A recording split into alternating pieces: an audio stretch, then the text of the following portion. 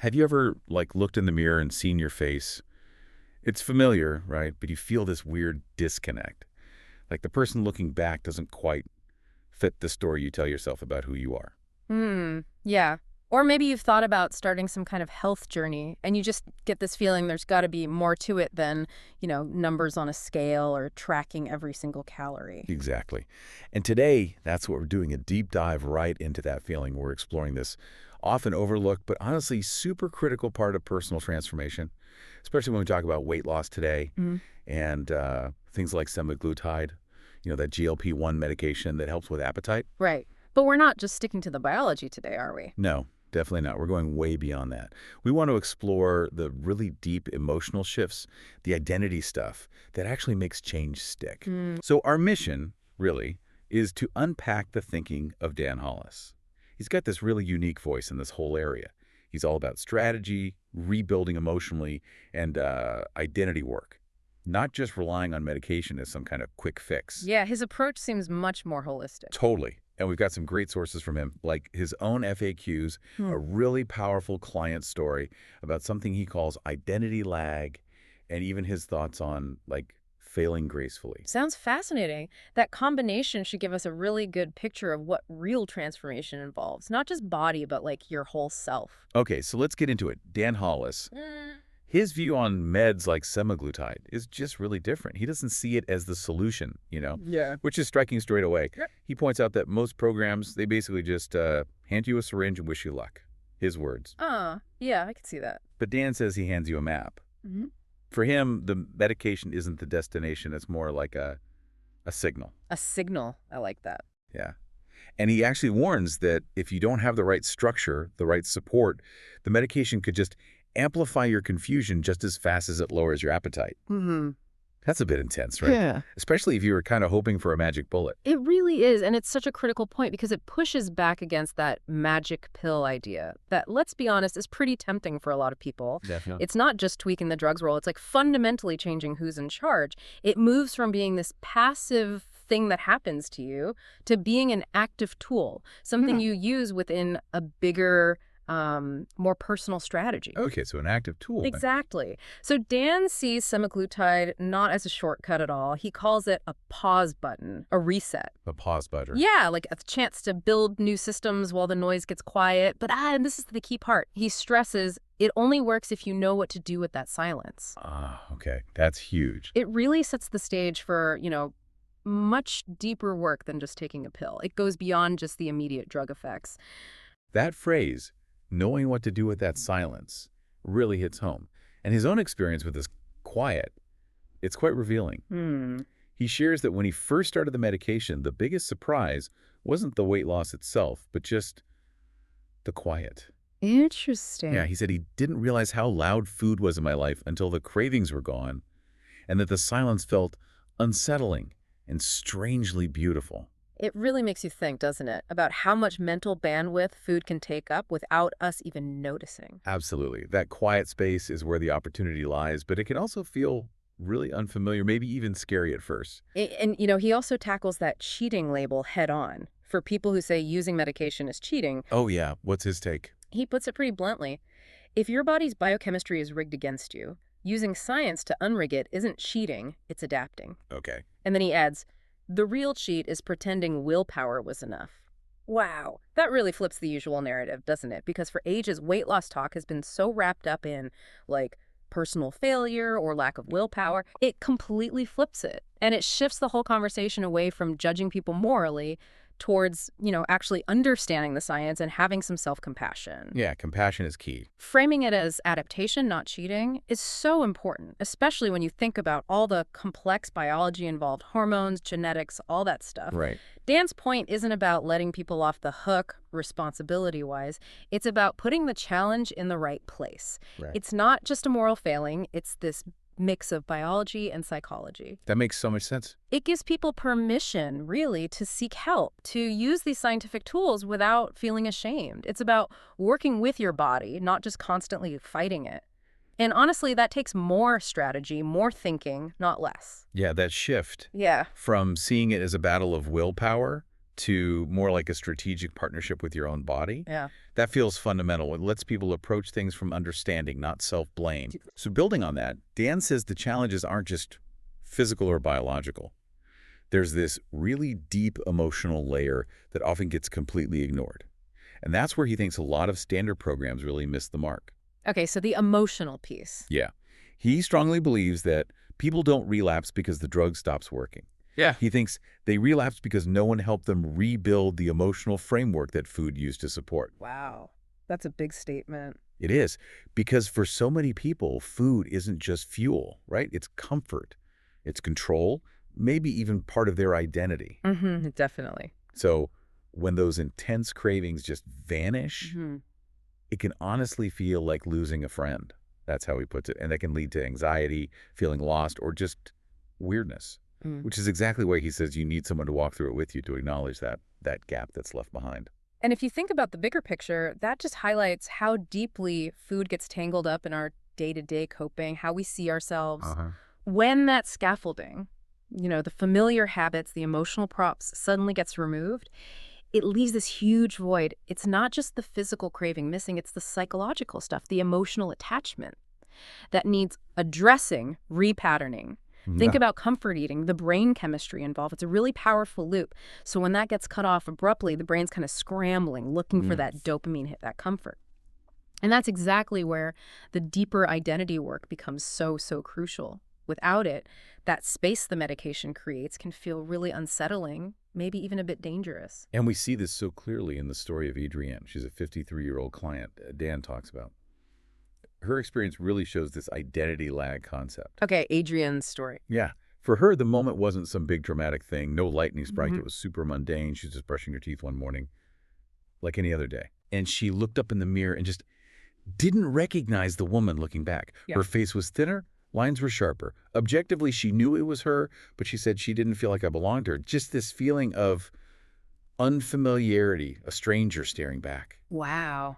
That's powerful, and that's the core of what Dan calls identity lag. Exactly. It's that psychological disconnect, that emotional gap you feel when your body changes faster than your internal picture of yourself, your story. Right, your story. Like Dan says, your body can change faster than your story. And when that happens, the soul gets confused. It's why he really hammers home that most people think the hard part is losing the weight. Yeah. But he says the real crisis is in the moments after. After the weight loss. Yeah, when the hunger fades, the rituals dissolve, the armor drops, and you're left standing there unrecognizable even to yourself.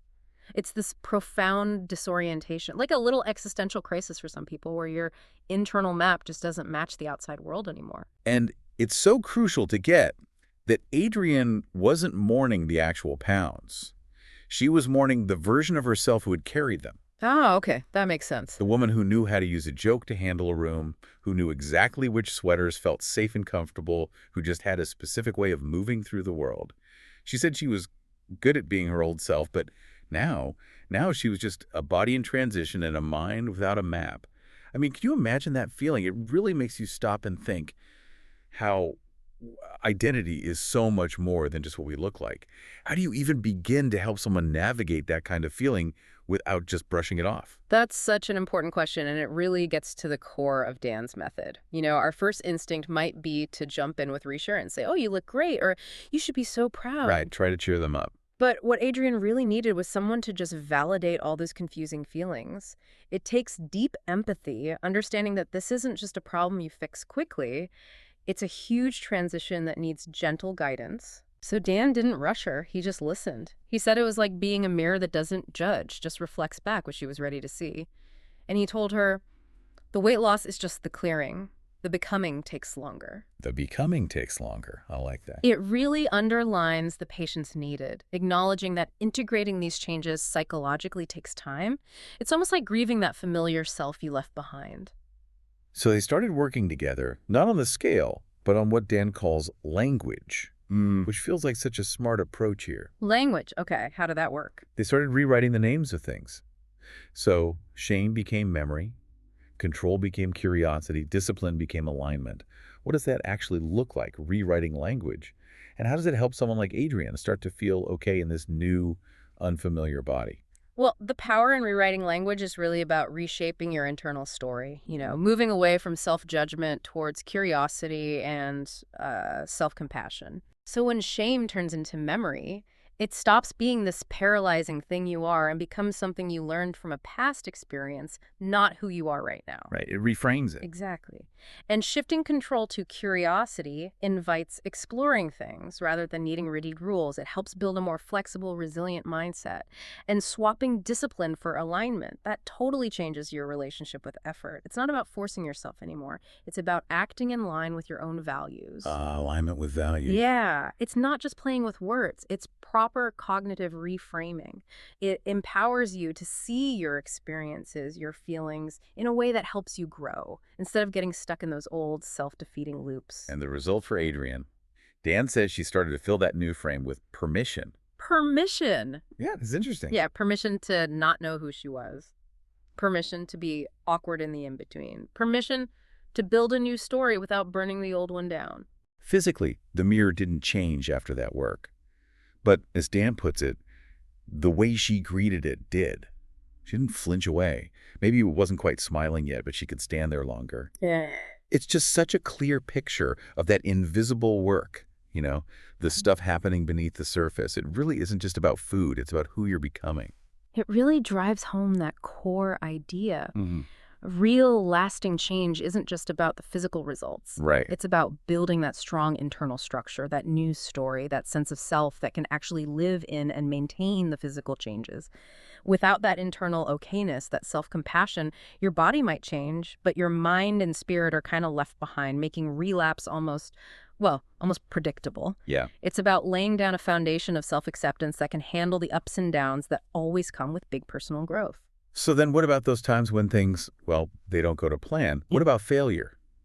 That word carries so much baggage, doesn't it? Especially on a weight loss journey. Yeah. It often just makes people feel defeated and want to give up completely. Oh, absolutely. The F word. Yeah. But Dan Hollis comes at this from a totally different angle. He says, failure isn't the end. It's a message. A message. Yeah. A moment of feedback. And sometimes it's the most honest conversation you'll ever have with yourself. He doesn't frame failure as shameful at all. He talks about it like a data point, something you can look at, learn from, and actually use. Okay, I like that. Failure as data. He even says relapse isn't some kind of betrayal of yourself. It's more like the brain asking for the old familiar rhythm. And if you just ignore that message, he says you don't just fail, you fracture. That reframing is incredibly freeing, isn't it? It shifts the whole story from, oh, I'm weak, to, okay, this is information. It treats setbacks as valuable learning moments, not character flaws. Exactly. And Dan really emphasizes that most people aren't failing semaglutide. They're failing to prepare for what comes after it. The after. Yeah. That's why he insists he never starts someone on semaglutide without a clear off-ramp.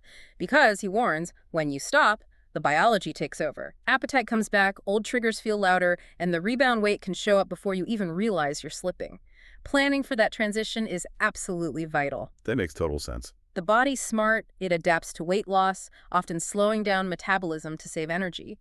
So just stopping the medication without having new habits and mental strategies in place, it's like, I don't know, taking down a dam without planning where the water's going to go. It's going to flood back. Yeah, okay. So it's not about being perfectly rigid either then. Dan talks about pattern mastery over perfection. Pattern mastery. He believes if your whole system can't handle a slice of cake without spiraling, then we haven't taught it flexibility. We've taught it fear. Yeah. It's a massive difference. Huge difference. And you know how people often lose weight fast then hit a wall? He just explains it simply. Because the body adapts. He says, fast weight loss is seductive, but it often triggers metabolic slowdowns. That's why we pace it. His goal isn't winning the race fast, it's finishing it. So why is that rigidity, that fear of one slice of cake, so bad for long-term success? Because rigidity creates a really fragile system. If your whole plan falls apart because of one off-limits food, it's just not built to last. It's like a house of cards. Right. That all-or-nothing thinking often leads straight into that cycle. Restrict, then binge, then feel ashamed, which Dan calls fracturing. Yeah, that sounds familiar for many. Pattern mastery, though, accepts that we're human. It teaches you to notice when you've gone off track, figure out why, and then gently steer yourself back without beating yourself up. It's about building resilience, Flexibility, knowing that life throws curveballs, and a good system can handle the occasional piece of cake without a total meltdown. Okay, resilience and flexibility. And the real key to making it stick, to keeping the weight off long term, isn't just dieting forever. He says it's by becoming the kind of person who doesn't need weight loss as a project anymore. And that takes identity work, not just more dieting. Right, the identity piece again. So that raises a big question. How do we actually do that? How do we actively cultivate that new identity? Are there practical things listeners can do to start shifting how they see themselves, their core beliefs about food, about their bodies? That's the million-dollar question, isn't it? Cultivating a new identity isn't like flipping a switch. It's a process, an ongoing one. Okay. It often starts with really small, consistent actions that line up with the person you want to become. So maybe instead of vowing to hit the gym for an hour every day, which might not last, you start with a 5-minute walk. Just consistently. Build that evidence for your new identity. Small steps build evidence. Got it. Journaling can be amazing for this too. Actively writing your new story, thinking about how you're different now, recognizing your new skills or strengths. And it's also about, surrounding yourself with people or environments that support that identity you're growing into. Makes sense. And crucially, giving yourself that permission, like Adrian did, to feel awkward in the in-between, being kind to yourself when you stumble, seeing those moments as data, not proof of failure. And Dan's drive behind all this work, it comes from a really personal place. He says, because I lived it. I was the guy who couldn't lose weight, who felt broken, who was ashamed to ask for help. I built this so nobody has to go through that alone again. That's powerful motivation. Totally. And it shapes how he defines success too. Not by the scale, but by how many coping mechanisms we've replaced with real tools. He sees weight loss as just a side effect of clarity. How does that definition change the whole experience, moving away from just chasing numbers? It's a massive shift, really, from success being purely about an outcome, the number, to it being about the process. Right. Process over outcome. When success is measured by how good your internal toolkit is, the healthy strategies you've built, the focus moves from needing outside validation to feeling empowered from within. Yeah. The scale goes up and down, right? Yeah. It doesn't show your emotional strength or how well you understand your hunger now, or if you can handle stress without turning to food. By focusing on clarity and self-awareness, weight loss becomes this natural result of living a life that feels more aligned. It's not this exhausting, often soul-crushing chase for a specific number. That sounds so much healthier. It builds way more psychological resilience, and it's just more sustainable because you're constantly investing in yourself, not just chasing a fleeting external target. He also has a really strong message for people who feel like they've just failed every time before. What does he say to them? He tells them, good. Yeah, good. That means you've tested what doesn't work. Now let's build what does, with tools that match your biology, not shame your behavior. It completely changes the meaning of past tries, doesn't it? Turns them from failures into valuable research. Absolutely. Failure is only failure if you don't learn anything. Right. And for anyone feeling out of control, Dan offers this insight. You didn't lose control. You lost connection. Connection. Yeah, to your hunger cues, to your purpose, to yourself. That's what we help you rebuild. It all comes back to reconnecting. And for keeping weight off long term, he says, you don't hold on to weight loss with discipline. You hold on to it with alignment. What's the real difference there? Discipline versus alignment. Oh, that's a fantastic distinction. Discipline often feels like this external force, something you have to make yourself do using sheer willpower. It's tiring. It often leads to burnout because you're fighting against yourself. Okay, fighting against yourself. Alignment, though, that's about internal harmony. Yeah. It's when what you do actually feels right, it matches your values, who you are deep down, who you want to be. So it feels more natural. Exactly. When you're aligned, making healthier choices doesn't feel like such a struggle. It feels authentic. It's sustainable because it comes from inside you, from intrinsic motivation, not from a constant battle. And that's why building that new identity is so vital. It makes alignment possible. And Gan recalls the first time he really felt hope wasn't when the scale number changed, but when I went to bed and didn't feel like I had to start over the next day. Just that feeling of continuity, Yeah. making progress instead of constantly hitting reset. That feeling of progress, not perfection. Yeah. And his advice to his younger self on day one, it's simple, but really profound. Slow down. This isn't punishment, it's repair.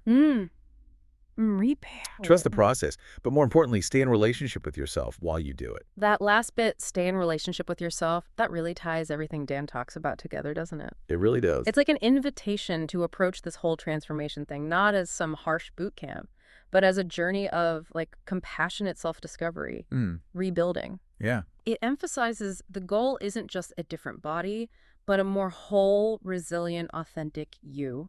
Finding a kind of peace that actually allows change to stick without those cycles of punishment and starting over. So we've really unpacked how something like semaglutide, when used thoughtfully with a map, can be this incredible pause button, creating space for much deeper change. We've seen just how vital emotional support and that deep identity work are, especially through Adrian's story, that identity lag and the power she found in rewriting her own narrative. Yeah, her story was really powerful. And we learned how Dan Hollis completely flips the script on failure, seeing it not as an endpoint, but as crucial feedback, valuable data for growing and adapting. Absolutely. Shifting from shame to learning. This whole deep dive really reminds us that true transformation, whether it's about health or changing careers or just shifting habits, it's hardly ever just about the mechanics, the how-to. Right. It goes much deeper. It's really about this profound journey of discovering ourselves, rebuilding our inner world, and finding the courage, bit by bit, to rewrite our own stories. Beautifully put. So here's something to think about. In your own life, right now, what quiet windows might be opening up? Where are old patterns maybe starting to fade? And what new, maybe more honest sense of yourself is trying to whisper in that silence? Good question. What familiar coping strategies might be losing their grip? And maybe most importantly, what story are you ready to start bravely rewriting about who you are and what you're really capable of becoming? Maybe the real work isn't always about finding a brand new path, but about rediscovering the map that maybe you had inside you all along.